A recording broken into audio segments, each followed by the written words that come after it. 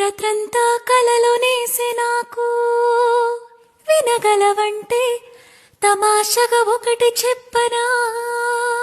ఇంద్రధనసు కింద కూర్చుని మాట్లాడుదాం, అలాగే చందమామతోటి కులాసా ఊసులాడుదాం.